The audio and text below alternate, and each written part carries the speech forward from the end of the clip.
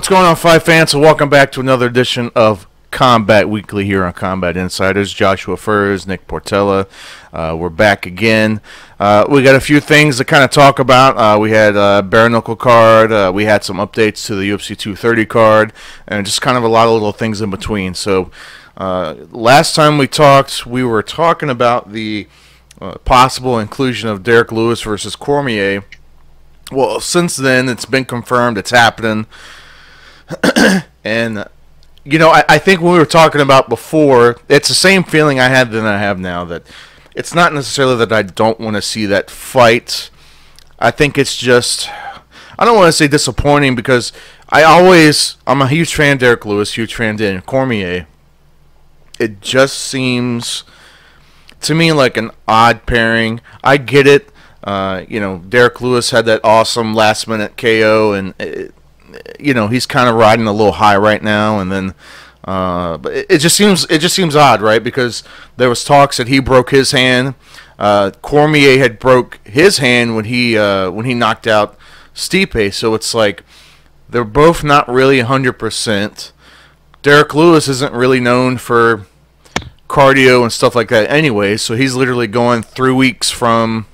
3 weeks from his last pay-per-view to this, you know, the Madison Square Garden card, and it just seems, the whole thing seems strange. Where are you sitting at with it, Nick?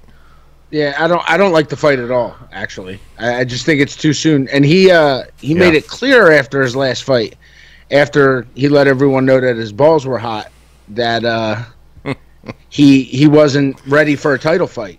Yeah, he didn't have the gas tank for it. So, I don't know. I don't know. I think it'll be interesting. I think if Lewis wins the fight, it'll be kind of in the same fashion that he won the last one. I just think there probably maybe could have been better options, you know, to headline. I'm still a firm believer that Poirier-Diaz should have headlined 5 rounds. I know it's a, you know, pay-per-view, and they've headlined other pay-per-views without title fights, and they were very successful. I think this would have been the same. All right.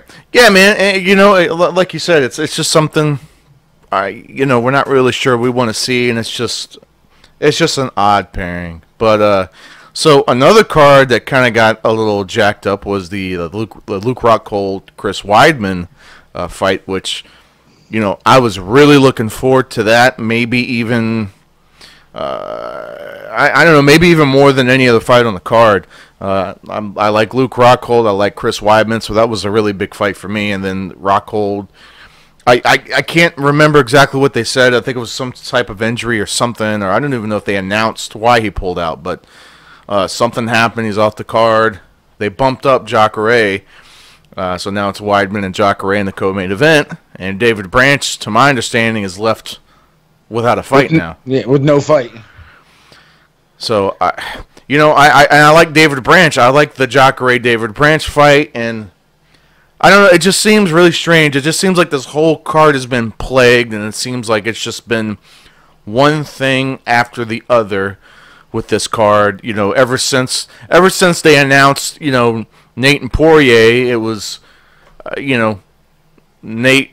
We got pissed off, and we didn't know if Nate was going to be on the card, and then he was on the card, and then he wasn't on the card. Then it was a 165-pound title main event, and it wasn't, and then it was, and it wasn't, and it was just... You want to know, you know where I think it got cursed? When they wanted to headline, and that wasn't an option. Yeah, it just got strange, man. The whole thing just got strange, and I think that people have been kind of... I don't know, I'm kind of turned off to the event now. It's kind of strange, but I feel like kind of turned off to it. It sucks because it's at Madison Square Garden. You know, like and we had talked about getting tickets, going there, and now I'm actually kind of happy I didn't get tickets. Yeah. Unfortunately. Yeah. Like it almost seems like it went from a major pay-per-view to it could probably be a UFC fight night. A fight, yeah. Minus the title fight, it could be a fight night. Absolutely. That title fight though, I'm not all about it. I would have rather seen Cormier Stipe rematch. Yeah, you know, I agree, and even Derek Lewis was talking about that. Even Derek Lewis himself said, I shouldn't be in this fight. You know, he said Right. Stipe should have got the rematch 100%, and I don't think the UFC really likes Stipe for some reason. I don't know why. I think he's great. I think he was a great champion. You know, I was listening to somebody, and I can't think of who it was, but they were talking about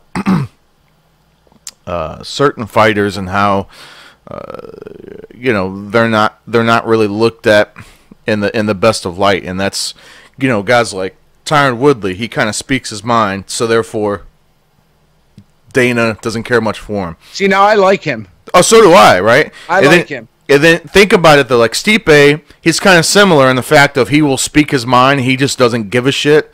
He'll speak his mind. Guess what? Dana doesn't care much for him. You know, and there's a few guys like that. You know, the Diaz brothers, they speak their mind. It's like they don't care much for him. It's like they're not, I don't know. It's like they just don't go out there and, I guess I don't want to say yes men, because I don't think all fighters are yes men. I don't think it's like that, but it's just an interesting. It's really interesting to see the different personalities and see how Dana interacts with the different personalities. And like I said, guys like Stipe and Woodley and you know, the Diaz brothers and all that. You have these really talented guys that should be pushed to the moon. You know, they should be pushed to the moon with promotions and stuff like that, but they're not. Well, the Woodley excuse was he was boring. Yeah, he said that in an interview. The Diaz brothers, I don't know what the excuse is, and as for Stipe, I just don't get it. I don't get it. He was great with the media. He's great for the show. People like him, so yeah, it's kind of weird to me. But in other Dana White news, did you see his recent interview about George St. Pierre? No, I don't think so. He said they were talking about GSP said the only fight that really interests him now is Habib. I did see that part. Yeah. And he said, well, he can't just come in and cut the line and get a title shot. Didn't he do that at middleweight? Yeah, didn't he cut the line? That's exactly what he did. Yeah. That's exactly what he did. So it was kind of funny to see that, and I saw a lot of comments on the video like, what the fuck did I just hear? Like, he just let him cut the line, you know? You know, and it's interesting, too, with that, because we obviously know Dana White is a promoter, and a promoter is like a used car salesman, and they're going to tell you something to your face, and then the story's going to change. I mean, how many times... Side note for training, no carb, creatine, Bang Energy. It's got creatine in it? It does. Really? Good stuff. Wow. I'm about to get some. You got to send me some of that, too, man. Send me some of that. Don't you have 7-Elevens there? Do they have it at 7-Eleven? That's the only place that sells it. Really? I might try it out. And Stipe is a Bang Energy athlete. Is he? Okay. Yep. All right. Shout out to Bang Energy. Combat Insiders at gmail.com. Hit us up. Sponsorship opportunity. Hit us up. Yay. But, yeah, you know, it's strange, man, because like with the GSP thing, we heard when there was a lot of people had questions when they announced GSP was fighting Bisping, and they're like, what happens if he wins the belt? Is he just going to leave? And Dana White's like, no, it's in his contract. It's not happening, guys. He's not going to just leave. He left. He just fucking leaves. Now, I'm sure Dana White is no dummy. He knew that GSP wasn't staying, but you can't say that because that kind of looks bad. That could look bad on him, and you know, like he's trying to manipulate the situation. But I almost feel like the rankings almost don't matter anymore. They don't really matter anymore. I mean, to be honest with you, they don't. I said this before. Don't. They should have one card a year where it's all super fights. Rankings don't matter. These are like the 10 fights that everybody wants to see. Do it all on one card, and then get back to the way it should be for the rest of the year. You know, and I've actually said I don't think anything more than 6 pay-per-views a year. I think every other month is more than enough. Maybe do like 6 pay-per-views a year and just fill the rest of it with fight night cards. You know, fight night cards are legit, dude. There's a lot of solid cards on fight night. Yeah. What's funny is a lot. You know, there's been a few fight night cards this year that I would stack up against any of their pay-per-views. You know, I dare say they were.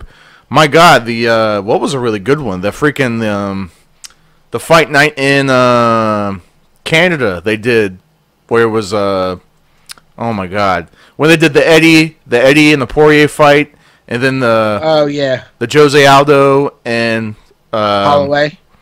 Not Holloway, Jeremy Stevens fight. Jeremy Stevens. Okay. You know, they did that. Like that was a pay-per-view caliber card. It just didn't have a title fight. That's the only thing that, you know, it didn't have. And I don't think pay-per-view necessarily needs a title fight. I think that's the only thing that it doesn't, from a, if you're looking at it from a like a good fight doesn't have to have a title on the line for it to be a good fight. Let's look at the history. You know. Before Khabib McGregor, which was the top selling one. Yeah. In history, what were the top sellers? UFC 202, UFC 196. I'm not pushing the trilogy. I'm just saying that both of those headliners were two guys that were from different weight classes fighting at a totally other weight class, and it wasn't a title fight. And they were their biggest selling pay-per-views because it's a fight somebody wanted to see. Yeah, I don't know, man. I think there really is nothing else you could say about it. You're right. I mean, the trilogy is what it is. I think everybody wants to see it. I think that I still don't think it happens quite yet. I think it's a smart move in the McGregor camp. Man, whatever McGregor does next, he's going to have to do something. He needs a win. I mean, he needs a win, and whether that be against you know, your boy or, you know, somebody else, he needs a win. He needs a win bad, and it needs to be against somebody of, you know, some kind of notoriety. Well, Tony Ferguson said he'd be more than happy to meet him in there. I see. I don't think McGregor wins that fight, though. No, and I said this before. Actually, I said this a year ago. I think Tony Ferguson is a more dangerous fight than Khabib was, and Khabib smashed his ass. You know, I think Tony Ferguson is dangerous for him. That pressure, you know, Conor has pressure too, but Tony Ferguson just he's awkward, man. He's awkward. He has that pressure. I don't think even a dangerous fight for Khabib. Anybody that's like, because what happens? He takes you down. Yeah. He's an expert at keeping you down. Yeah. So what do guys do? They turn over. They get to the cage. They try to stand up. Tony will just submit you from his back. Yeah, his jiu-jitsu is dangerous, and I think that even somebody like Khabib would have to respect that. Oh, yeah. You know? I don't know, man. I think that fight is bad for Conor, and I think that I think it would be a great fight to see. You know, I think it would be I think Conor would how do I word this? I think Conor would look better against Tony in the sense of, I'm sure like Tony would probably catch a lot of shots from Conor, and I think Conor would be more successful in the stand-up department, except that Tony can take shots. He can eat a shot and keep coming. Yeah. But I think Conor looks better than he does against Khabib in that sense, like from an outward perspective. But I think Tony is more dangerous than Khabib is, if that makes sense. And just to pump up the El Kukui train real quick, we haven't talked about it. It's very unfortunate that Anthony Pettis got hurt in that fight. Oh, man. Because that shit was war. Yeah. It was everything you could want. They were smashing each other. They were all bloodied up. And there was it was actually pretty cool. There was a lot of respect at the end of the fight. So yeah. That shit might have Fight of the Year written all over it. Yeah, 100%. It really could. For what it was. It really could. I guess let's go ahead and move. Let's kind of move and maybe slide over into your department a little bit more, man. I talk about that bare knuckle card. It was a really sweet card, man, and I know that you're right there on it. So I'll be honest, it probably was my favorite pay-per-view of the year. Like overall, over anything, or just over everything? They're just picking up so much steam. And on a side note, I'm actually scheduled today with probably one of the busier guys in the business, with their CEO, Dave Feldman, for an interview. So hopefully all is well with Dave and everything, and we get that done. But there was a lot going on with the bare knuckle card that I liked. One of the fights I liked was Marcel Stamps, Kendall Grove. Marcel Stamps came in as a huge underdog and scored a amazing knockout win. It was awesome. And what was even better is he got on the mic and he's talking about, I'll move up to heavyweight and fight whoever wins the belt. I don't care. The guy is there and he is ready to throw down. So you'll probably see more of him. I'd remember the name. Yeah. Another standout, and I know I was listening to a little bit of the commentary during the pay-per-view, and they were kind of knocking her for her game plan, was Christine Fierro. Dude, I encourage everybody to go watch her knockout because it was knockout of the night. It was insane. Got it done. So it was actually really impressive, and it kind of sounded like there was a lot against her, or maybe the way she was kind of going about it. But at the end of the day, done deal. And then you got the semifinals of the lightweight tournament will be coming up. So I apologize if I butcher his name, but it'll be Abdiel Velasquez and Johnny Bedford. And then on the other side, it's Rusty Crowder and Reggie Barnett. Kind of feel bad for Reggie Barnett. He's the only guy that was scheduled to fight on every event, and something happened with his opponent, so he was not allowed to not that he wasn't allowed, he had no fight. So they're the four guys going into the semifinals of the lightweight tournament. Velasquez, Johnny Bedford, they're both going to be barn burners, but that one's going to be good. I believe Johnny Bedford actually likes getting hit and dishing it back out. Like, he truly enjoys it with no gloves, and that's impressive in its own right. Yeah. And I think Rusty Crowder's going to have a handful because, in my opinion, Reggie Barnett is by far the front runner in this tournament. Yeah. You know, he just gets it done, man. He just put out a training video. The way he trains is insane, and he's got so much confidence when he gets in there, and you know, he just makes it happen.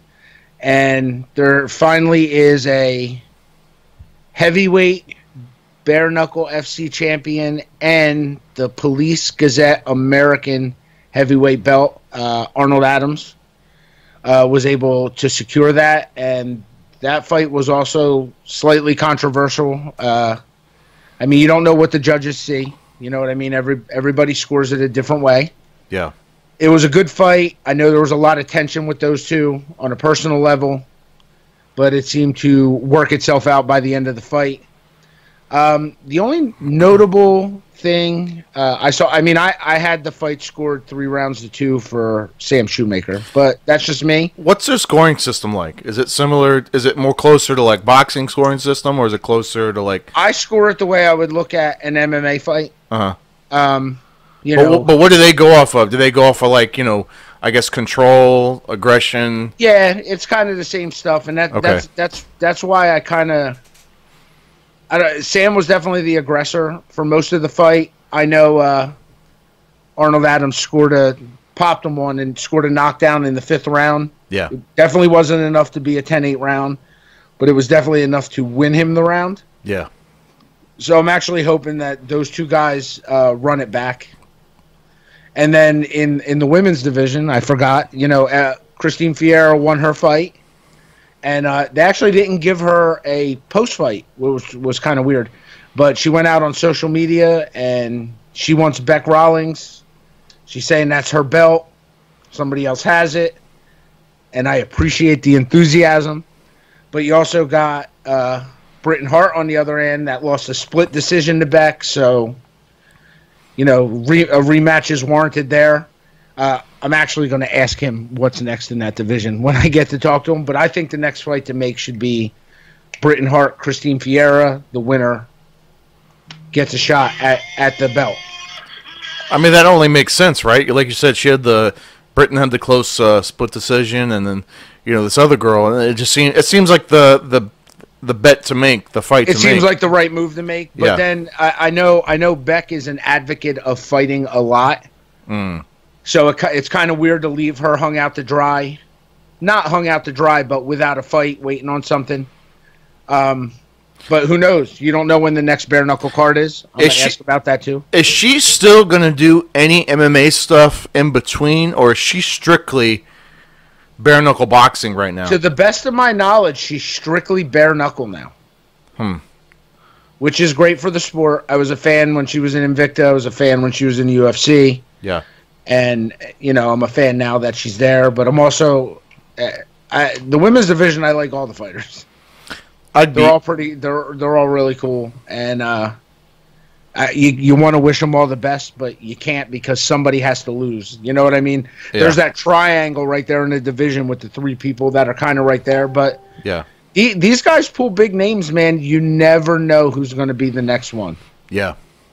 You know, who knows? Maybe Cyborg might be like, hey, I can make that weight. Or anybody. It could be anybody. I don't know, man. Does Bare Knuckle have enough money to pay Cyborg? I don't know. I'm sure Cyborg would want a pretty penny. You know what? I do not know their finances. I could say I feel like every event has doubled in success since the first one. Yeah. I follow that shit. I'm all about it. Well, you can tell, and I've always, when it comes to, like, promotions, and like I said, you could talk about it from any avenue, boxing, MMA, pro wrestling. I can always tell the level of success, or at least what they're expecting, is by their advertising and by the way they promote.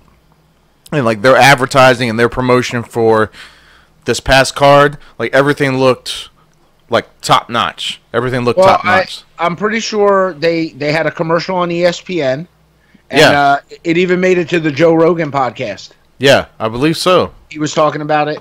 I think you're right. Joe Rogan, you should have us on your podcast, bro. We would love it. No, you know what, Joe Rogan? You come on our podcast, all right? You could do that, too. That. You come with us, man. I want to know his recipe for elk meat. That's all I'm saying. He eats a lot of elk. I follow his Instagram. You know what? There's a... oh, man. He actually did a show with somebody that he hunts with, and they were talking about... they had shot some rare elk or some shit like that. I don't know. And he had elk and kimchi yesterday. That shit looked delicious. I licked my phone screen. Yeah. Whenever he talks about elk, man, he's always talking about how, like, when you eat elk, it makes you feel, I don't know, like it just does something to you. I don't know. He knows things about things, and he's bad motherfucker on top of it. Yeah. Like, I'm not trying to scrap with him. I'm not trying to roll with him. He's a bad dude. I'm surprised he never fought, actually. Yeah, Joe Rogan. Hey, man, check us out. Shout us out. We'll be there. Anything. We'll be there tomorrow, bro. Call us up. We're on the way. Absolutely. So what else do we have coming up? Oh, Volkan Ozdemir, Anthony Smith. Yeah, UFC Moncton. Yeah, the fight night coming up. I think... man, I think Lionheart... I think it's an easy one to pick. Yeah, I think Lionheart is on a roll right now. Not to say... I don't want to say that Volkan Ozdemir is an easy win for anybody. So I don't want to come off like that, but I think that Lionheart right now is just... He's in his stride. It's his time. It's his time. He's on a roll, man. He's on fucking fire. And I think that right now it's just that simple. I think it's his time, and I think that I think he beat Ozdemir, and then it's hard to argue him not challenging, like a top 3 guy. I think top 3, because what is Ozdemir right now? Was he like 6, 7, something like that? I could foresee, if everything pans out, I could foresee because he moved up. He's 205. Yeah. Right? Yeah. If he wins, John Jones wins, that fight makes sense. Lionheart and John Jones? That fight makes sense. That'd be interesting. He even said he did a live interview. He said he's happy John Jones is back for the competition aspect. Yeah. You know, so who knows? That's interesting because you have somebody with the experience that Lionheart has.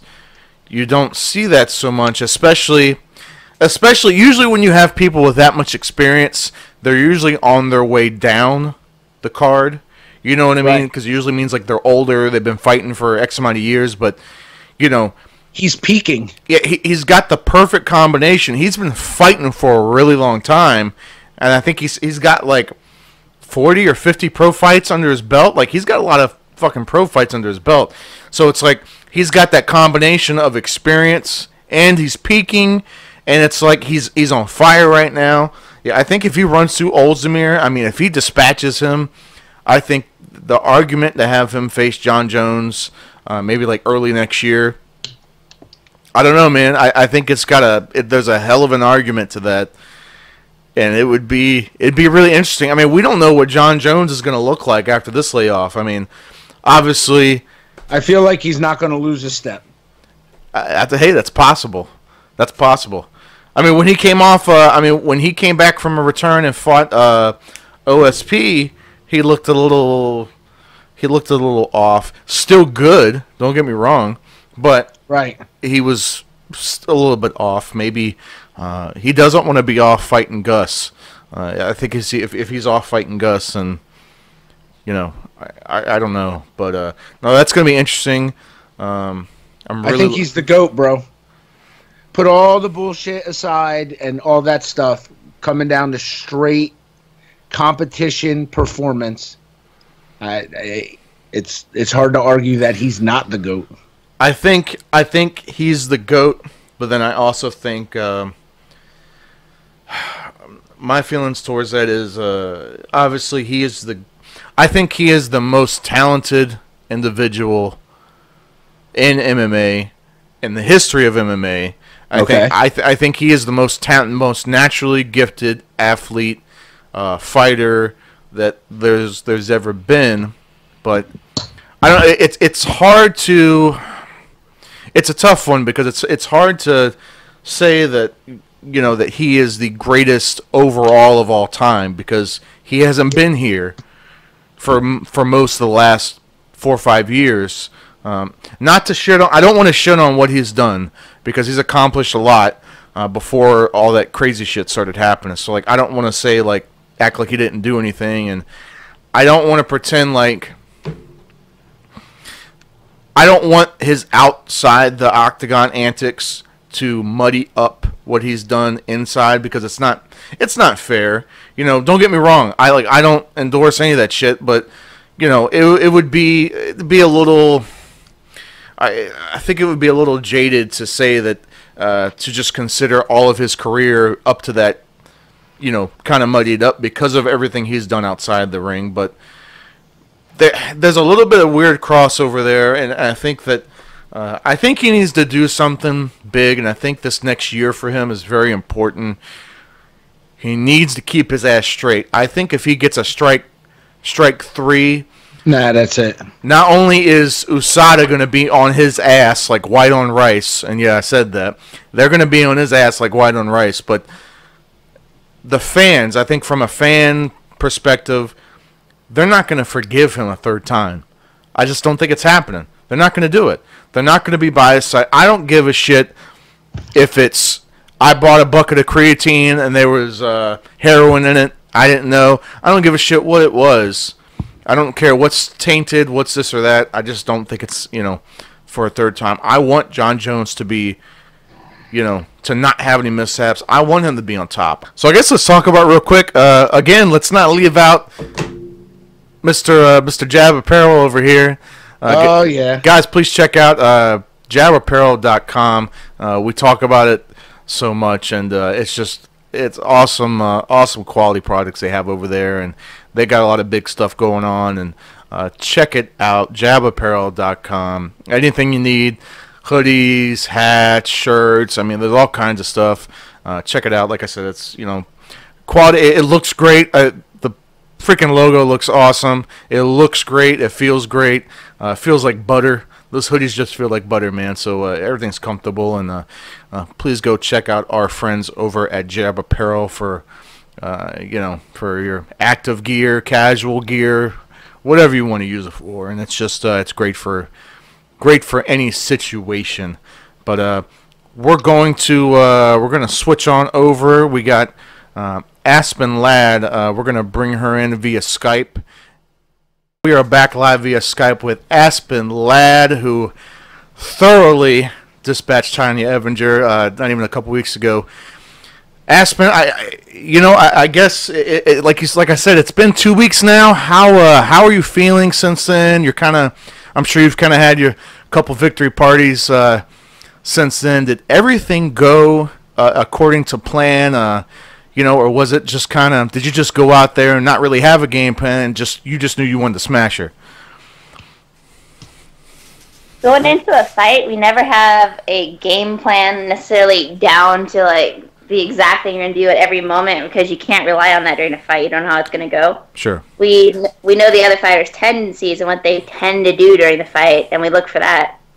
It went exactly according to plan. In my head, I was like, okay, time to fight, go out, fight, finish her as fast as I can. But obviously you're thinking these things and you're singing in your head leading up to it, but it doesn't often play out as perfectly as this fight did. So it was just a fantastic experience overall.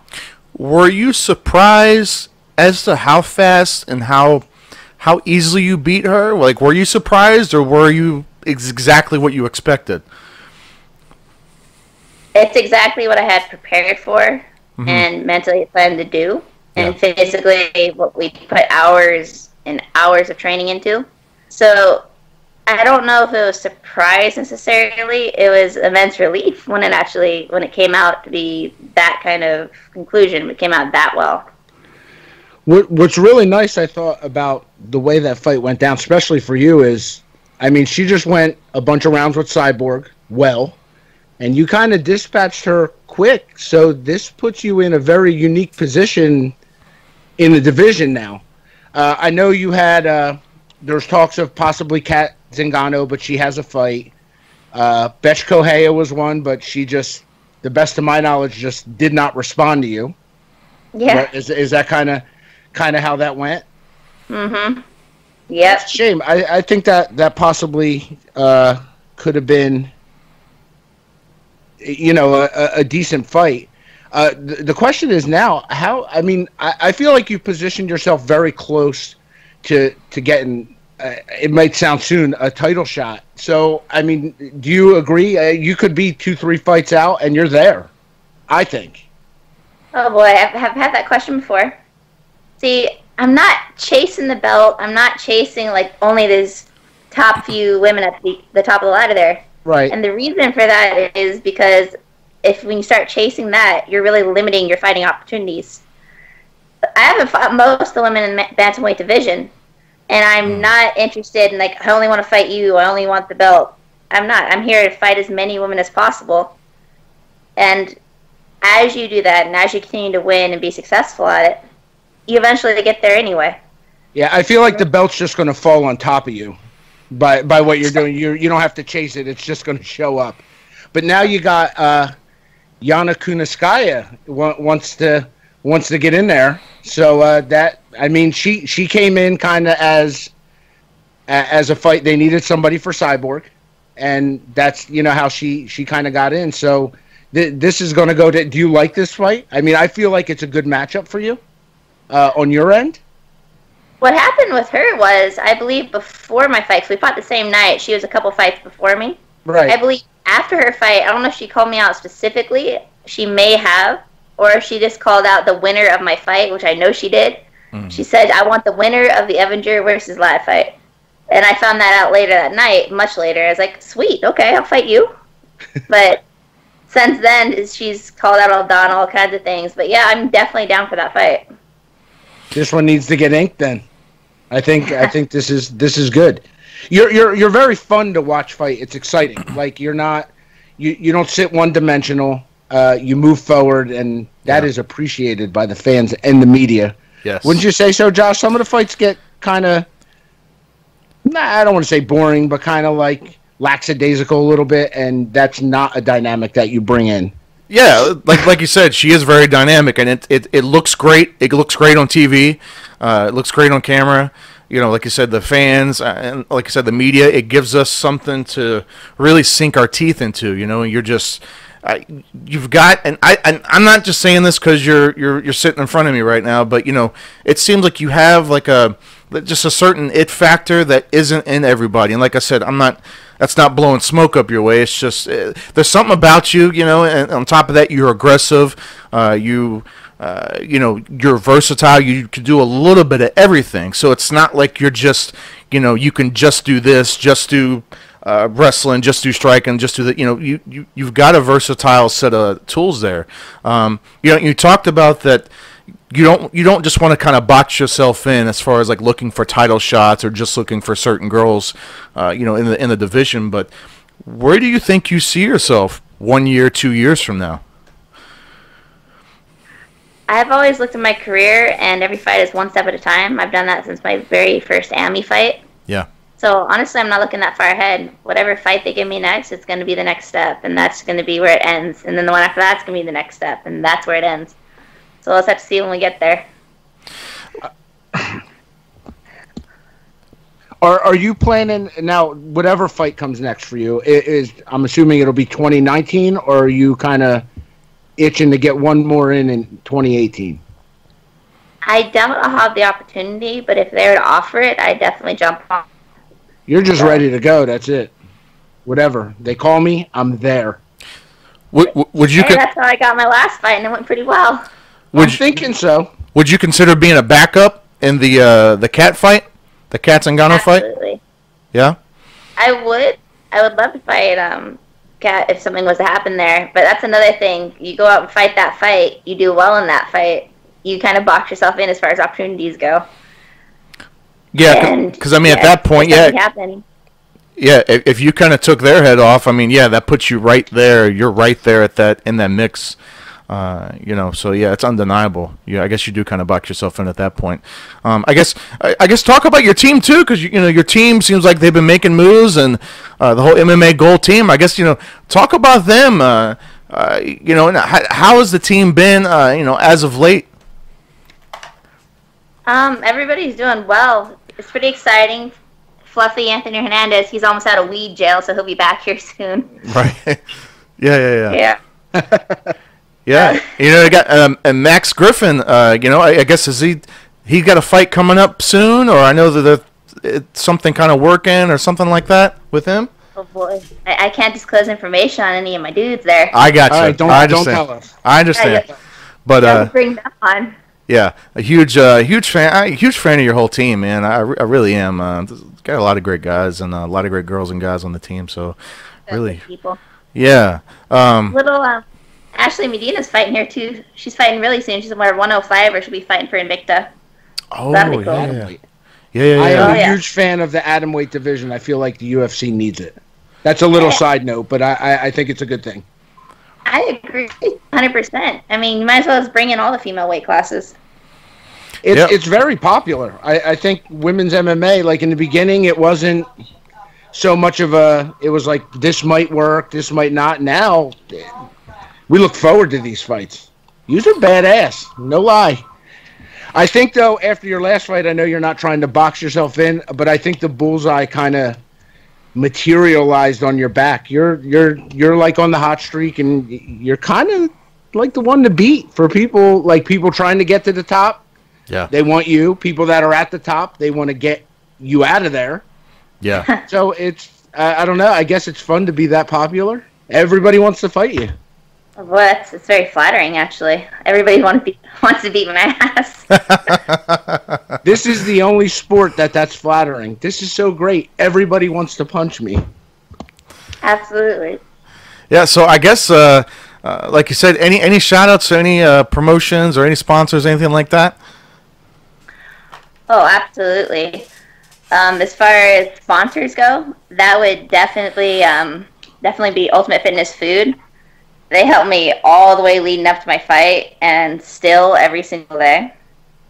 And coaches, I don't know if you guys know all my coaches, do you? I know Dave. We got Jim West. Okay, we got Dave. He is the best manager in the world. So yeah, that one's taken care of. We got Jim West. He's my head coach. Mike Guy, my boxing coach. And then we have Jake Duendara, whose awesome shirt I'm currently wearing. So just, I have a great team, solid coaches, and I appreciate them all. I actually have one question that's kind of off the beaten path because we follow your social media. You are an outdoor person, obviously. Yeah. What do you do when you can't be outdoors? I start going a little bit nuts, actually. Because you're constantly in the woods with the dog by the stream. We see it all, it's cool. But you seem like you get maybe cabin fever almost a little bit. Like, oh, the weather's no good. There's nothing for me to do. I'm done training. I don't know. It's pretty interesting. My life's not that exciting. No, the weather, that's not really it. The only time I'm not able to get out is usually fight week when, you're getting ready to fight. But the rest of the time, rain, shine, snow, doesn't matter. We're out there. I'm not built like that. I don't like snow. And we have a good amount of it here, and it's bad. I need to be in Florida, I think. I went to Florida once, and twice now. It's very, very muggy. I'm not used to that. It's very hard to deal with. Florida? Where? Oh, Florida's awesome. It's damp. It feels damp. I don't know how I feel about all that. You could always come visit New Jersey. We get all the seasons here. Oh my God. Oh. Not good. All good. Well, Aspen Ladd, we appreciate you coming on. We thank you so much for your time. We know, you're probably busy training and doing all kinds of crazy stuff, but we appreciate the time. When you get that next fight announcement, you come on back down. We'll talk about it, and but we appreciate everything. And from Nick Portella, Joshua Furs, we appreciate you so much. So thanks for coming on, and we'll talk to you soon, hopefully. Thanks, Aspen. Thank you guys. All right. Take care. Have a good one.